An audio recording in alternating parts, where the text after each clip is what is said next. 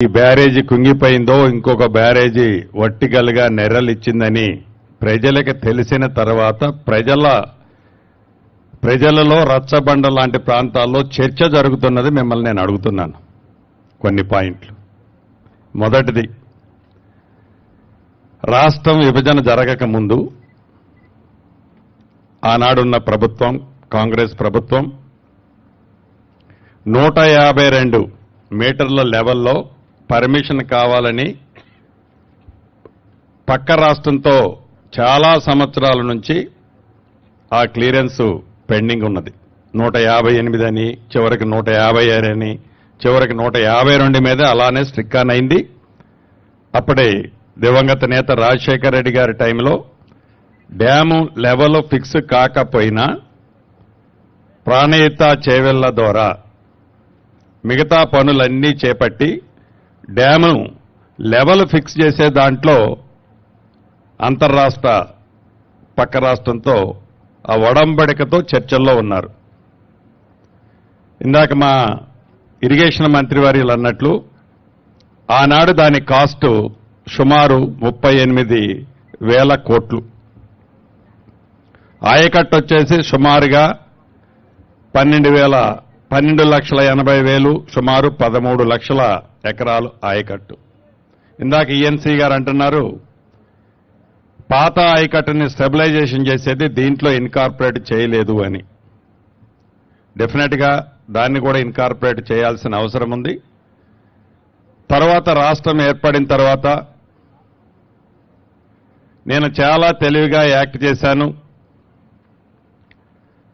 152 మీటర్లకి గత ప్రభుత్వం ఉమ్మడి ఆంధ్రప్రదేశ్లో కొట్లాడిన గవర్నమెంట్ను కాదని ఒక మంచి ఆలోచనతో నేను 148 మీటర్లకే అనేక ఇంటర్నల్ ఒప్పందాలు మీన్స్ ఆ రాష్ట్రానికి కూడా కొంత బెనిఫిట్ ఇచ్చే విధంగా ఈ 148 మీటర్ల ఒప్పందాన్ని తీసుకొచ్చారు. 148 మీటర్ల ఒప్పందం మనం తీసుకొచ్చేది కాదు. ప్రతి మీ ప్రజెంటేషన్లో ఆనాడు ఆ మహారాష్ట్ర గవర్నమెంటు 148 మీటర్లకని వాళ్ళు స్టార్టింగ్ నుంచి ఏ వర్డ్ అన్నారో చివరి వరకు ఆ 148 వరకే ఒప్పుకున్నారు. మళ్ళీ వాళ్ళు ఫస్ట్లో వాళ్ళు అడిషనల్ డిమాండ్స్ ఏం పెట్టలే. ఒకవేళ మీరు పవర్ ప్రాజెక్టు పెడితే దాంట్లో మాకు షేర్ రావాలి, మా ఆయకట్టు ఇంతకి వాటర్ మేము వాడుకుంటాం, XYZ అనే టర్మ్స్ ఏమీ దాంట్లో పెట్టలేదు. ఏదైతే 148 మీటర్లనే తెచ్చేది ఆతృతతో అడావుడిగా ఏదో నా మార్కు కనపడాలని తాపత్రయం కనపడుతుంది తప్ప రాష్ట్ర ప్రయోజనాలని అక్కడ వదిలేసిన మాట వాస్తవమా కాదా? Number 1 point. నెంబర్ 2, డ్యామ్ కట్టారు సార్, మీ టెండర్స్ ఎలా జరిగి, టెండర్లో క్వాలిఫికేషన్స్ ఏంటి, ఇతరత్ర ఏంటి, ఎలా కట్టారు, మీ క్వాలిటీ ఏంటి అనేది కాదు. మీరు ఏదైతే డ్యామ్ కట్టేటప్పుడు ఏవైతే సేఫ్టీ మెజర్స్ తీసుకుంటారో లేకుంటే ఆ టెక్నికల్గా డిజైన్స్ అప్రూవ్ చేస్తారో యాజ్ పర్ శాంక్షన్ చేసేటప్పుడు మీరు అప్ స్ట్రీమ్ కట్ ఆఫ్ వాలు, డౌన్ స్ట్రీమ్ కట్ ఆఫ్ వారు మీరు డయాఫ్రమ్ వాలు ఆర్సీసీ కాంక్రీట్తో వేయాలన్నది మీకున్న నామ్స్. దాన్ని మీరు డీవియేట్ అయి నిజంగా మీరు ఆర్సీసీతో కట్ ఆఫ్ వాల్ వేసి ఉంటే కట్ ఆఫ్ వాల్ వేసి దాని మీద మీరు ర్యాఫ్ట్ వేసి ర్యాఫ్ట్ మీద డ్యాము మీరు పర్ఫెక్ట్ గా కట్టి ఉంటే మీకు వాటర్ ఇన్లెట్ అయి ఉండకపోతే ఈనాడు ఈ మేడిగడ్డ గాని, దీనిపైనున్న డ్యాము గాని, ఆ పైనున్న డ్యాము గాని ఈ ప్రమాదం జరిగి ఉండేదా?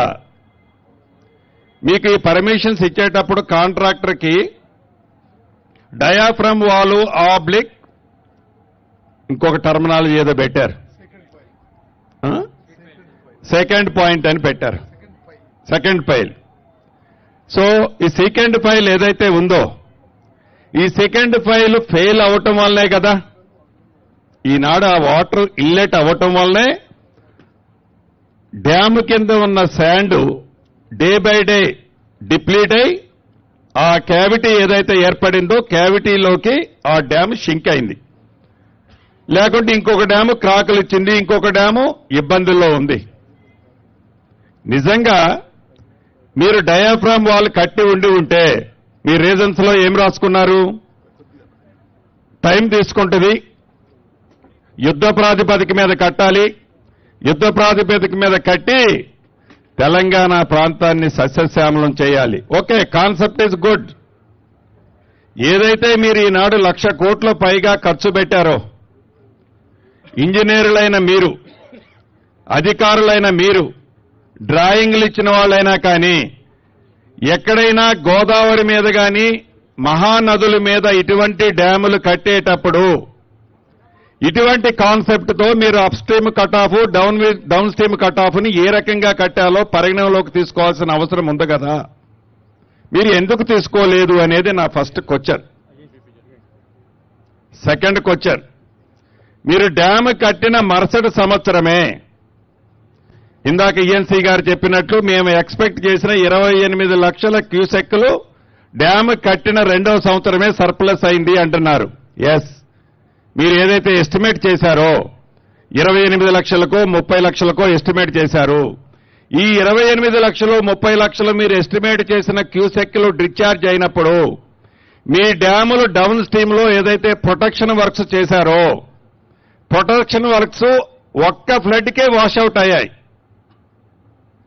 అసలు ఏమి మీరు డిజైన్ చేసినట్టు ఆ ఫ్లడ్ కి డౌన్ స్ట్రీమ్ లో మీరు ఏదైతే ప్రొటెక్షన్ వర్క్స్ చేశారో ఇవాళంతా శాండ్ మేత వేసిందో, ఏదైతే మీరు హెవీ బ్లాక్స్ తో మేము ప్రొటెక్షన్ వర్క్ చేశామంటున్నారో అవన్నీ వాషౌట్ అయి మీరేదైతే డౌన్ స్ట్రీమ్ కట్ ఆఫ్ కూడా ఎక్స్పోజ్ అయిన మాట నిజమా కాదా? దానికి ఈ రోజు వరకు మీరు రెమెడీ ఏం చేశారు? Second point. థర్డ్ పాయింట్, ఏదైతే ఈరోజు కుంగిపోయింది 2022 ఏప్రిల్ 28 నాడు, మరి ఎగ్జిక్యూటివ్ ఇంజనీర్ అతనే ఉన్నాడా మారాడా నాకు తెలియదు. 2022 ఏప్రిల్ 28వ తారీఖు నాడు మీ ఎగ్జిక్యూటివ్ ఇంజనీర్ ఏదైతే ఇక్కడ ఈనాడు కూలిపోయిందో, ఏదైతే షింక్ అయిందో, ఇక్కడ ప్రమాదం ఉంది, ఇక్కడ హెవీ సీపేజ్ వస్తుంది, ఈ సీపేజ్ ని ఇమీడియట్లీగా మీరు రెక్టిఫై చేయకపోతే డేంజర్ ఉందని మీ ఎగ్జిక్యూటివ్ ఇంజనీర్ మీ పై అధికారులకు ఏదైతే కన్స్ట్రక్షన్ చేసిన కంపెనీలకు లెటర్లు రాశారు.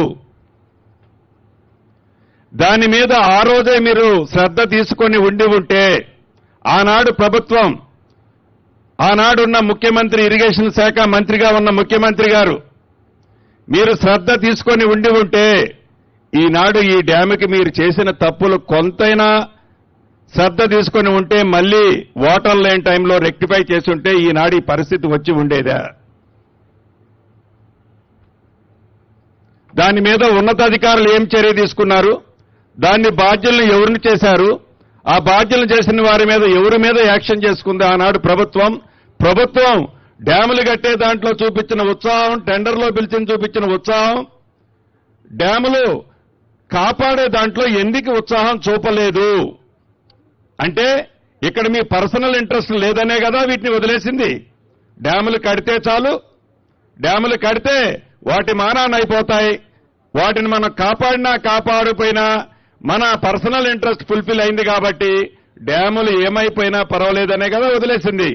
ఇటు అధికారులు కానీ అటు ఆనాడున్న ప్రభుత్వం, ఇరిగేషన్ శాఖ మంత్రి గారు కానీ ఈ వేదిక ద్వారా వారిని నేను ప్రశ్నిస్తున్నా. దీనికి ఆన్సర్ కూడా చెప్పాల్సిన అవసరం ఉంటుంది. ఇక డ్యాము మీ క్రస్ట్ లెవెల్ ఎంత, గేట్ల లెవెల్లో ఉన్న మీ క్రస్ట్ లెవెల్ ఎంత, ఏదైతే మేడిగడ్డ డ్యాము నుంచి అప్ స్ట్రీమ్ డ్యాము వరకు ఉన్న బెడ్లోది ఎన్ని కోట్ల క్యూబిక్ మీటర్లు ఎర్త్ వరకు చేసినట్టు మీ ఎంబుకుల్లో రికార్డు చేశారు. దాంట్లో ఎన్ని వందల కోట్లు డ్రా చేశారు. అసలు ఆ బెడ్లో ఉన్న సిల్ట్ రిమూవ్ చేయాల్సిన అవసరం మీకేమొచ్చింది? ఎందుకంటే డెడ్ స్టోరేజ్ అది. మీరు అప్పుడు తీశారు, మళ్లీ వాటర్ ఫ్లో వచ్చింది, ఇవాళ శాండ్ బెడ్లోకి వచ్చింది. వేస్ట్ మెటీరియల్ కింద ఎన్ని కోట్ల క్యూబిక్ మీటర్లు మీరు రిమూవ్ చేశారు? ఆ ఎన్ని కోట్ల క్యూబిక్ మీటర్లకి ఎన్ని వందల క్యూబిక్ మీటర్లు ఆనాడు ఎవరికి దాన్ని డ్రా చేసి ఇచ్చారు? టెక్నికల్ గా దాన్ని మీరు ఎలా సపోర్ట్ చేసుకుంటారు? వీటి మీద తప్పకుండా ఈ డ్యాముకు సంబంధించింది. ఇక పై డ్యాము కూడా సిమిలర్. ఈ క్వశ్చన్స్ అన్ని కుంగిపోయిన డ్యాము గాని, క్రాక్లు వచ్చిన డ్యాము గాని, ఇంకా భవిష్యత్తులో ఇబ్బంది కలిగేది గాని, నేనైతే ఒకటి నా డౌట్ క్లారిటీగా మీకు చెప్పేది, ఈ పిల్లర్స్ ఒక పిల్లర్తోనో 2 పిల్లర్తోనో 3 పిల్లర్లతోనో ఆగుతుందని నేను అనుకోవటం లేదు మంత్రి గారు. ఇది up stream cut off, down stream cut off ఏదైతే ఉందో దాన్ని ప్రాపర్ గా చెయ్యని కారణంగా ఈనాడు ఈ డ్యాములకి వచ్చిన పరిస్థితి. రెండోది క్వాలిటీ ప్రాపర్ గా చేయకపోవటం వల్ల వచ్చిన రెండో పొరపాటు. మూడోది ఏదైతే రాఫ్ట్ వేశారో ఆ రాఫ్ట్ కింద ఉన్న శాండ్ ని కాంపాక్ట్ చేశామని చూపించిన మీరు దాన్ని ప్రాపర్ గా కాంపాక్ట్ జరిగి ఉంటే ఈనాడు ఈ డ్యాములకి ఈ పరిస్థితి వచ్చి ఉండేది కాదు.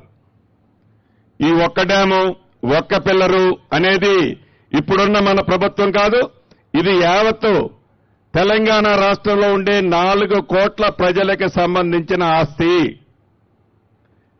ఇది ఒక ఈ ప్రభుత్వందో ఆ ప్రభుత్వందో కాదు, అది కూడా డబ్బులు సర్ప్లస్ ఉండి మనం కట్టలేదు. ప్రతి రూపాయిని అప్పు చేసి 10 నుంచి 12% వడ్డీకి తెచ్చి కట్టిన ప్రాజెక్టులు ఇవి. వీటిని అప్పటి ఉన్న ప్రభుత్వం ఇంట్రెస్ట్ ఏంటో ఇందాక నేను చెప్పిన దాంట్లో మీకు అర్థమైంది. అధికారులు ఎందుకు శ్రద్ధ తీసుకోలేదో అర్థమైంది. మా కోమటిరెడ్డి గారు ప్రశ్నించినట్లు అధికారుల్ని ప్రభుత్వంలో ఉన్న మేము ప్రశ్నిస్తుంటాం, ఇలా చేయమంటాం. మేము చేయమని అన్నప్పుడు టెక్నికల్ ఫీజిబిలిటీస్ మీరు ఎందుకు ఆనాడు ఎక్స్ప్లెయిన్ చేయలేదు? నిజంగా మేము ప్రెజర్ పెట్టి ఉంటే మీరు ఆనాడే ఇందాక మా కోమటిరెడ్డి గారు అన్నట్లు మేము చేయలేం సార్ అని మీరు ఎందుకు డ్రాప్ అవ్వలేదన్నది కూడా నా ప్రశ్న. ఇది ఒక్క డ్యామే కాదు, పైనున్న అన్ని డ్యాములకు కూడా వర్తించుద్ది. రెండవది, ఈ పంపులు ఏదైతే పంపులు మునిగాయి, పంపులు మునగటానికి కారణం నిన్ననో మొన్ననో చూశాను ఆ పెంటారెడ్డి గారి స్టేట్మెంట్ కూడా. నేను ఆ రోజే చెప్పాను 152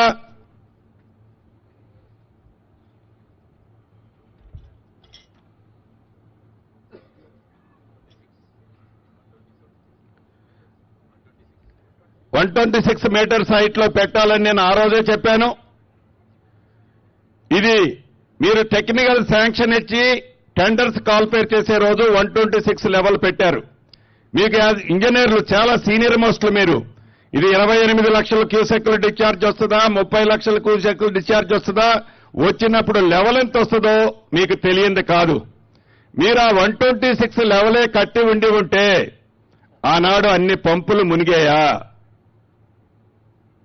అని జరిగిన నష్టమేంటి? మీరు నిజంగా 124లోనో 122లోనే కట్టారు. మీరు ఆ పంపులకి ముందు స్టాప్ లాక్ గేట్స్ ఉన్నాయి మీవి. ఫ్లడ్ ఎక్కువగా వచ్చి ఆ ఫ్లడ్ ఆ పంపుల మీద పడి ఆ పంపులు మునిగిపోయి డ్యామేజ్ జరిగిందని మీరు అన్నారు. మీకు ఇటువంటి ప్రమాదము విపత్తు వస్తుందనే మీరు ఫ్రంట్ లో స్టాప్ లాక్ గేట్స్ పెట్టారు. మీ స్టాప్ లాక్ గేట్స్ ఆ రోజు పని చేశాయా? చెయ్యకపోతే దానికి ఎవరి మీద మీరు యాక్షన్ తీసుకున్నారు? ఆ స్టాప్ లాక్ గేట్స్ పని చేయని కారణంగానే తెలిసో తెలియకో మీరు లో లెవెల్లో కట్టిన పంపులు మునిగాయి. దాని ఫ్రంట్ ఉండే వాల్ కూడా టోటల్ గా కొలాప్స్ అయింది. సుమారు 100 కోట్లు ప్రజల సొమ్ము దుర్వినియోగమైంది. ఆ టెక్నికల్ గా ఎవరు దానికి డిజైన్స్ అప్రూవల్ ఇచ్చారు? ఆ డిజైన్స్ అప్రూవల్ ఇచ్చిన అధికారుల మీద కనీసం ఏమన్నా రివ్యూ చేసి దాన్ని మీరు డిబేట్ పెట్టారా? మళ్ళీ నాకు తెలిసి ఆ పంపులకు సంబంధించిన దాంట్లో రాష్ట్ర ప్రభుత్వం నుంచి మళ్లీ డబ్బులు ఇచ్చే కార్యక్రమంలో భాగంగా ఒక ఫైల్ సర్క్యులేట్ అవుతుంది, ఫైనాన్స్ లో ఉందని నాకు తెలిసింది. ఇది నిజమా అబద్ధమా? ఇస్తే ఏ యాక్ట్ ప్రకారం వాళ్ళకి డబ్బులు ఇవ్వాలని మీరు అనుకుంటున్నారు?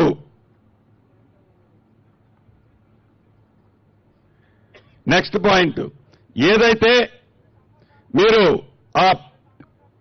ఈ డ్యాము కానీ డ్యాము విషయానికి వస్తే మీరు ఫైనల్ బిల్లు డ్యాముకి ఇచ్చారా? ఇందాక ఎగ్జిక్యూటివ్ ఇంజనీర్ నోటీసు ఇచ్చేటప్పుడు ఇచ్చాడని చెప్పాను 2022లో.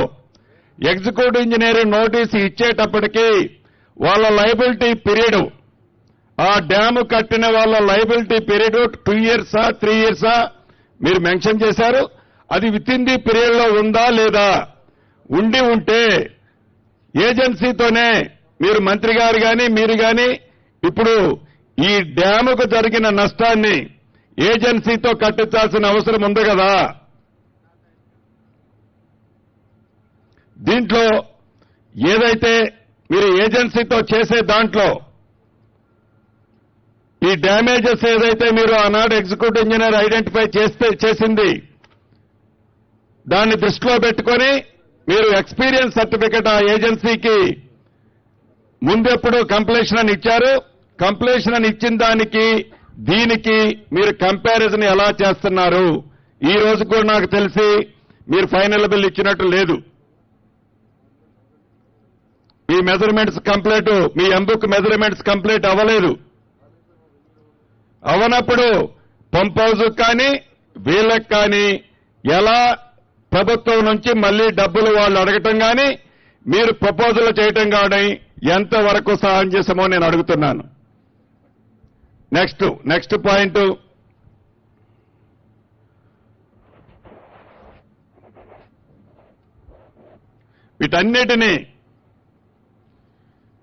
వీటన్నిటినీ దృష్టిలో పెట్టుకొని ప్రజల సొమ్ముని గత ప్రభుత్వం ఏదైతే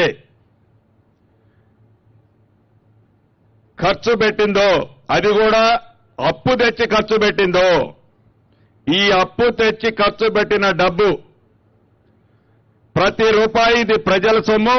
ఇది ప్రతి నెల వడ్డీతో సహా రాష్ట్ర ప్రభుత్వం రేపు కట్టాల్సింది.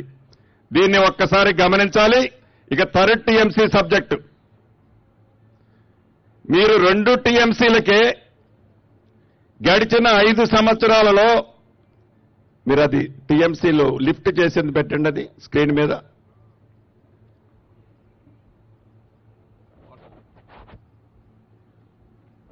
వాటర్ మీరు ఒక్కొక్క పంపులో లిఫ్ట్ చేసినట్లు చూపించారు చూడండి.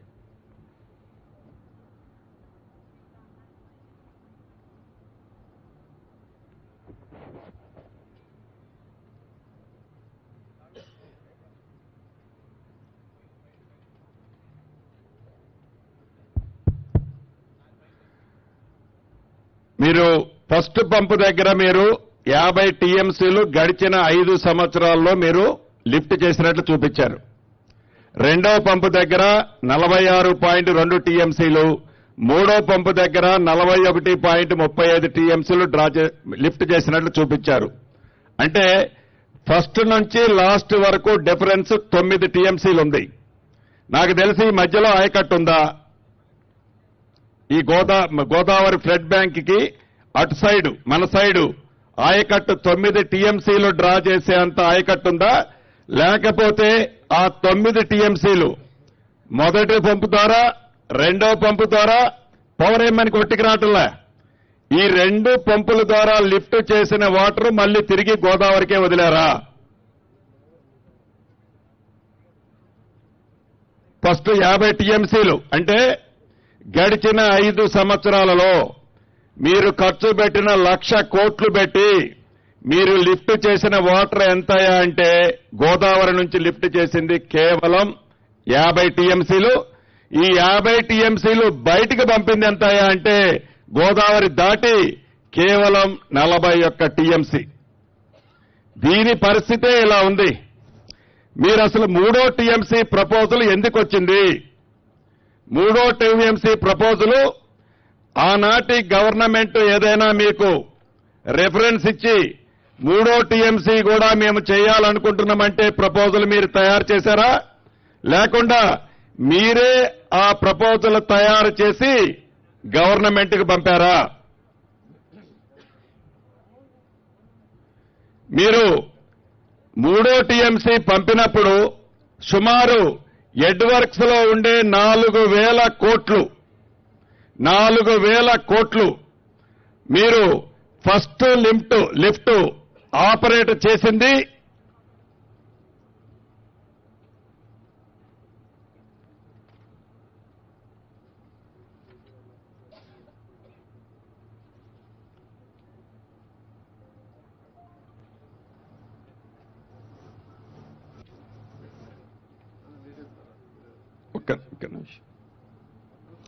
ఫస్ట్ లిఫ్ట్ ఆపరేట్ చేసిన దానికి మీరు మూడో టీఎంసీ పర్మిషన్ ఇచ్చిన దానికి సుమారు గ్యాప్ 6 నుంచి 7 నెలలుంది. మీరు అసలు వాల్యూకుంటే ఎక్కువ వాల్యూ ఉన్న 4,000 కోట్లు టెండర్లకు పోకుండా ఎంత మీరు ఆ వర్క్కు సంబంధించింది ఇది కానే కాదు. మీ అగ్రిమెంట్ కండిషను 2 టీఎంసీలు 2 టీఎంసీలు అగ్రిమెంట్ కండిషన్ కి సంబంధించిన వర్క్ అయితే మీరు నామినేషన్ మీద ఇవ్వచ్చు. అది కాదని మూడో టీఎంసీకి సంబంధించిన ఎడ్వర్క్స్ కి సంబంధించిన 4,000 కోట్లు సేమ్ కంపెనీకి ఏ బేస్ తో మీరు 4,000 కోట్లకి ఇచ్చారు? అది టెండర్ ఎందుకు కాల్ ఫర్ చేయలేదు? ఇక దాని డౌన్ స్ట్రీమ్ లోకి పోతే అక్కడ మీకు డిశ్చార్జ్ మూడో టీఎంసీకి సంబంధించింది మీరు ఫస్ట్ టర్నల్ కింద టెండర్ మీరు శాంక్షన్ చేసుకున్నారు. టర్నల్ చేయడానికని మీరు శాంక్షన్ చేశారు. ఆ తదుపరి మీకున్న ఒత్తిళ్లతో టర్నల్ అయితే మాకు ప్రభుత్వానికి వారికి కావాల్సింది రాదు అని పైప్ లైన్ కింద కన్వర్ట్ చేయించారు. ఈ పైప్ లైన్ కి కన్వర్ట్ చేసిన దానికి ఫస్ట్ మీ ఎస్టిమేట్ లో ఉన్న టర్నల్ దానికి హ్యూజ్ వేరియేషన్ ఉందని మీకు కూడా తెలుసు. ఏదో టైం సేవ్ చేయడానికని మీ ఫైల్లో రాసుకుంటున్నారు. ఏమి కొంపలంటుకుపోయింది? గడిచిన 5 సంవత్సరాలలో 2 టీఎంసీల్లో మీరు డ్రా చేసింది 50 టీఎంసీలు. ఇప్పుడు మూడో టీఎంసీ అర్ధరాత్రి హడావుడిగా నామినేషన్ తెచ్చి టర్నల్ అయితే లేట్ అవుతుంది, పైపులు అయితే తొందరగా అవుతుందని 100 కోట్లు రాష్ట్ర ప్రజల సొమ్ము వేస్ట్ అవుతుందని తెలిసి కూడా టర్నల్ తీసేసి పైపు లైన్ పెట్టడానికి కారకులు ఎవరు? వీటన్నిటినీ కూడా ఇంకా చాలా ఉన్నాయి. మా మంత్రి గారు తొందర కంప్లీట్ చేద్దామంటున్నారు. ఇదంతా కూడా నేను టెక్నికల్ సౌండ్ ఉన్న పర్సన్ కాదు. రచ్చబండల దగ్గర ప్రజలు చర్చించుకుంటున్న విషయం. అధికారులు, ఆనాడున్న అధికారులు ఇందాక నేను చెప్పిన వాటన్నిటినీ ఆన్సర్ ఇప్పుడు చేస్తారా? మా మంత్రి గారు చెప్తారు. తప్పకుండా వీటికి బాధ్యులైన వాళ్ళని మంత్రి గారు చర్యలు చేపట్టాల్సిన అవసరం ఉందని రాష్ట్ర ప్రజలకు ఈ వేదిక ద్వారా ఏ రకమైన అవినీతి జరిగిందో ఒక్కసారి గ్రహించాలని తెలియజేసుకుంటున్నాను.